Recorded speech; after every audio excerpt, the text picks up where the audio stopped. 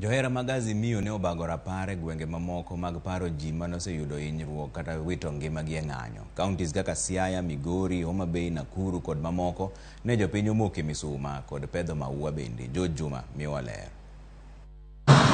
Jodito mag Azimio kotelne kod ogai margi Raila Odinga omako apaya ma Jogo Road kendo geche pisore komaka Otaring kendo dolo kona madiny mar chopo e kar thieth ma Mama Lucy. Odinga, Stephen Kalonzo Musyoka kod Eugene Wamalwa otelo ne kweth mag Azimio ka gidonjo e gola mag jotuo mayudo thieth e ka ginenogi kendo gigoyonegi mos kuom midekre. Lipot moyangi kod kar thieth ma Mama Lucy wacho ni maromo ji 23 ne ochopo e kar thiethno kani kod hinyruok, kani kod adhonde mag bunde, to moko ne ohinyore kinde mag ng'anyo, ka maromo 20 osethiedhi mowe thuolo, to 3 to pod ni osiptal. Jotuo mane owinjo muya mar Odinga bende ne okokni ka ng'ayo ng'utgi mar neno jatelono e gino mane omiyo moko kuomgi teko, ka moko to midekre ne ok omiyo thuolo mar bonjo kod jowadgi.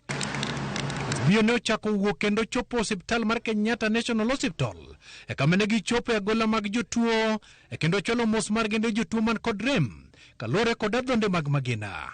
Kalore kod lipot mowuok e osiptalno mar Kenyatta, maromo ji 25 nyocha ochwali e kar thiethno, ka maromo 15 ne ni kod adhonde mag bunde, to maromo 5 ne ni kod hinyruok e wigi, ka maromo 2 ne chal ka gima ochwo kod pala, ka 11 ne oketie kar jotuo mohewore, ka achiel to ne owito ngimane kinde yudo thieth.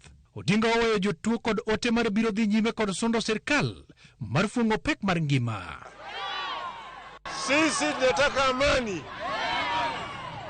Maandamano ya amani. Maandamano ya amani. Maandamano ya amani. Na itaendelea. Wapende. Raila bende ochopo e kar kano ringre Masiti Mortuary ma Nairobi mar kuyo kod familia ma owito jogi e kinde mag ng'anyo. Punda!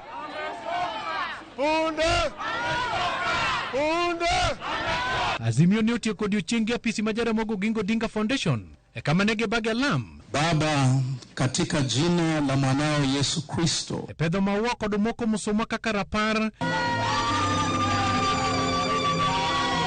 E thuolono, jotelo loso ka giseyo bad migawo mar arita kwe e wi kaka obila osehinyo jopiny. We wish to extend our very deep and sincere sympathies to families of the loved ones that we have lost and those who have been injured.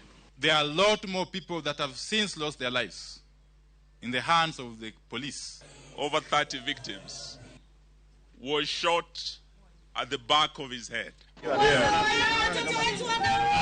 Walter Nyambaga, Ramogi TV. Kata kamano obila ne obeda kicha e moko kuom bombe mapacho